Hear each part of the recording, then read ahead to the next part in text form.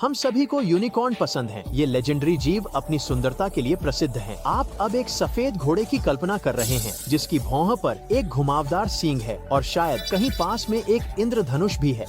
लेकिन इस छवि की उत्पत्ति क्या है और इससे भी महत्वपूर्ण, क्या यह सच हो सकता है? खैर, हाँ और नहीं। आइए शुरुआत से शुरू करते हैं। नाम, यह लैटिन से आता है। यूनिकॉर्न का अनुवाद एक सींग के रूप में होता है। आज एक भूमि जानवर है जो इस विवरण में फिट बैठता है, वह है गैंडा। यूनिकॉर्न के लिए ग्रीक नाम मोनोसेरोस है जिसका अर्थ भी एक सींग है, इसलिए यह सब अच्छी तरह से मेल खाता है। लेकिन रुको, क्या यूनिकॉर्न एक प्रकार का घोड़ा नहीं है? हमें इस मुद्दे को सुलझाने के लिए विज्ञान को बुलाना होगा। वैज्ञानिकों ने एक जानवर की खोपड़ी खोजी है जो असली यूनिकॉर्न हो सकता है और लगभग 30,000 साल पहले पृथ्वी पर घूमता था। यह जानवर एक विशाल बालों वाले गैंडे के समान था जो आज के यूनिकॉर्न की छवि से बिल्कुल अलग था। यह एक जिराफ से 2 गुना भारी था और इसका आहार घास, बहुत सारी घास पर आधारित था। लेकिन केंद्रीय एशिया में वैज्ञानिकों द्वारा पाए गए खोपड़ी ने एक और आश्चर्यजनक तथ्य का खुलासा किया, जानवर की उम्र। पिछले शोध ने इस तथ्य की ओर इशारा किया कि यह प्रजाति 350,000 साल पहले विलुप्त हो गई थी। इसका मतलब है कि हमारे पूर्वजों ने इस बड़े गैंडे के साथ कभी भी एक ही रहने की जगह साझा नहीं की। लेकिन खोपड़ी की तारीख बहुत बाद की थी। यह जानवर को उस समय के आसपास की तारीख देता है जब मानव पहले से ही वहाँ थे। यहीं से किंवदंती शुरू होती है। कल्पना कीजिए कि आप एक प्रागैतिहासिक मानव हैं जिसने अभी अभी एक यूनिकॉर्न देखा है। आप क्या करेंगे? ऐसा नहीं है कि आप एक स्मार्टफोन निकालकर इसका फोटो ले सकते हैं। नहीं, आप शायद इसे एक गुफा की दीवार पर चित्रित करेंगे। ऐसे चित्र आज तक जीवित रहे हैं। फ्रांस में एक जानवर की छवि है जिसमें एकल सींग प्रतीत होता है। यह बैल के हॉल में है। वहाँ सभी अन्य जानवरों के 2 लहराते हुए सींग हैं, लेकिन रहस्यमय धब्बेदार जानवर के सिर पर 2 रेखाएं हैं। क्या ये डबल रेखाएं एकल सींग का प्रतिनिधित्व करती हैं? क्या यह प्रसिद्ध यूनिकॉर्न है? शायद। इस चित्र का नाम यूनिकॉर्न पैनल है। लेकिन यूनिकॉर्न की छवियां केवल गुफा चित्रों में ही नहीं मिलती। इंडस घाटी में वैज्ञानिकों ने एकल सींग वाले एक पौराणिक जानवर की विशेषता वाले विभिन्न मुहरें पाई हैं। प्राचीन ग्रीक लेखकों का मानना था कि यूनिकॉर्न भारत में रहते थे। उस समय यह क्षेत्र उनके लिए विदेशी था। हालांकि प्राचीन ग्रीक ने कभी यूनिकॉर्न नहीं देखा, लेकिन उनके पास इस जानवर का एक काफी विस्तृत विवरण था। उन्होंने यहाँ तक कि इस जीव के मांस का स्वाद कड़वा होने की रिकॉर्डिंग की। लेकिन क्या यह एक घोड़ा था या एक गैंडा? नाइदर। ग्रीकों के लिए यूनिकॉर्न एक प्रकार का गधा था। समझ में आया?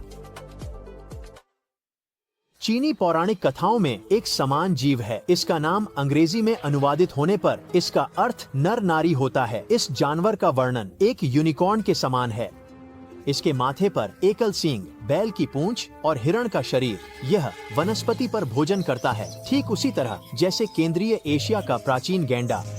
जब पहला जिराफ मिंग सम्राट के सामने प्रस्तुत किया गया तो उन्होंने इसे एक यूनिकॉर्न के रूप में वर्णित किया। शासक ने निष्कर्ष निकाला कि यह जानवर निश्चित रूप से मिथकीय यूनिकॉर्न नहीं था, लेकिन उस क्षेत्र में किंवदंती जीवित रही। आधुनिक जापानी शब्द जिराफ चीनी शब्द से आया है जो यूनिकॉर्न के समान जीव के लिए है। प्राचीन फारसियों को भी यूनिकॉर्न के अस्तित्व के बारे में पता था। उनकी राजधानी में एक यूनिकॉर्न की तस्वीर है, लेकिन मजेदार बात यह है कि इसके पास 2 बड़े पंख हैं। अजीब लगता है, लेकिन फारसी लोगों ने भी कभी व्यक्तिगत रूप से यूनिकॉर्न नहीं देखा। उनके लिए, जैसे ग्रीक के लिए, यह एक ऐसा प्राणी था जो झांत दुनिया के बाहर रहता था। यही कारण है कि आज हम यूनिकॉर्न से इतने मोहित हैं। हमें अरस्तु और यहाँ तक कि जूलियस सीजर की रचनाओं में ऐसे जीवों के बारे में विवरण मिलते हैं। इन प्रसिद्ध लोगों ने दावा किया कि यूनिकॉर्न के समान जानवर जर्मनी के जंगलों में रहते थे। यूनिकॉर्न की आधुनिक छवि मध्य युग और यूरोप में पुनर्जागरण के दौरान उत्पन्न हुई। उस समय के लोग काफी कल्पनाशील थे। उन्होंने किताबों की सजावट में यूनिकॉर्न दिखाए। प्राचीन लेखकों के अनुसार यह जानवर भयंकर था। इसका मुख्य दुश्मन हाथी था। मध्यकाल के लोग एक ऐसे जानवर की बहुत प्रशंसा करते थे जिसे उन्होंने कभी नहीं देखा। यह तेज और खतरनाक था, इसलिए इसे शिकार करना आवश्यक था। लेकिन आप यूनिकॉर्न को कैसे लुभाते हैं? बेशक एक सुंदर कन्या की मदद से यह आज अजीब लगता है, लेकिन ध्यान रखें कि अंधेरे युग इतिहास में एक विशेष अवधि थी। उस समय डॉक्टरों ने वैध चिकित्सा उपचार के रूप में झोंकों का उपयोग किया। यह यूनिकॉर्न के मिथक के लिए एकदम सही सेटिंग है। कहानी और भी रोमांचक हो जाती है। एक कन्या एक जंगल में जाती है, एक यूनिकॉर्न उसे देखता है और उसकी गोद में कूद जाता है। जब यह सो जाता तो शिकारी प्रकट होते, वे फिर यूनिकॉर्न को पकड़ लेते और उसे राजा के पास ले जाते। लेकिन यूरोपियों को यूनिकॉर्न से प्रभावित क्यों किया गया? इसके सींग के कारण उन्हें विश्वास था कि इसमें जादुई शक्ति है। यूनिकॉर्न के सींग में भोजन और पेय में जहर का पता लगाने की क्षमता थी। जब इसे पाउडर में पीसा जाता था तो सींग में दांतों को सफेद करने की शक्ति होती थी। ये कुछ जादुई गुण थे जो यूनिकॉर्न के सींग को दिए गए थे। लोक कथाएं इतनी मजबूत थीं कि यूरोपियों के पास एक बैकअप था जब वे असली सींग नहीं पा सकते थे। यह अक्सर होता होगा और उन्होंने वास्तविक नारव हेल सींगों का उपयोग विकल्प के रूप में किया। ये व्हेल हैं जिनके मुंह से एक बड़ा दांत जैसा सींग निकलता है। इंग्लैंड में यूनिकॉर्न एक ऐसे प्रतीक था जिसे आप कभी नहीं देख सकते या पकड़ सकते। 16वीं और 17वीं शताब्दी में यह कल्पना से जुड़ गया। तभी इंद्रधनुष तस्वीर में आया। विक्टोरियन पहले लोग थे जिन्होंने इंद्रधनुष के प्रतीक को यूनिकॉर्न से जोड़ा। इसकी पहली उपस्थिति फैंटेसी साहित्य में युवा पाठकों के लिए उपन्यास द लुकिंग ग्लास के माध्यम से में हुई। यह लुइस कैरोल के अधिक प्रसिद्ध काम एलिस इन वंडरलैंड का अनुक्रमिक भाग था। यूनिकॉर्न अब आशा और पवित्रता का प्रतीक बन गया था। फिर भी वास्तविक जीवन में जानवर की कोई रिकॉर्ड की गई दृष्टि नहीं थी, कम से कम कोई भी जिसे विज्ञान द्वारा पुष्टि की जा सके। 1617 में एक जर्मन वैज्ञानिक ने एक यूनिकॉर्न कंकाल मिलने का दावा किया। यह कहानी सच होने के लिए बहुत अच्छी लग रही थी और यह सच थी। किसी ने विभिन्न जानवरों की हड्डियों से कंकाल बनाया और इसे यूनिकॉर्न के रूप में पेश करने की कोशिश की।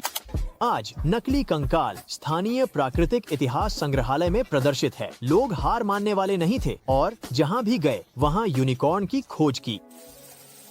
20वीं शताब्दी में एक ब्रिटिश अन्वेषक ने अफ्रीका में एक नई प्रजाति की खोज की। इसके सिर के कोने में एक छोटा सा उभार था। जनता ने इस रहस्यमय जानवर को अफ्रीकी यूनिकॉर्न का उपनाम दिया, लेकिन यह सच नहीं था। अब हम जानते हैं कि यह एक ओकापी है। यह सबसे निकटता से एक जिराफ से संबंधित है, लेकिन इसके शरीर के पिछले हिस्से में यह झेब्रा की तरह दिखता है और इसका सिर हिरण के समान है। यह एक प्रभावशाली जानवर है, लेकिन यह इल्यूसिव यूनिकॉर्न के करीब भी नहीं है।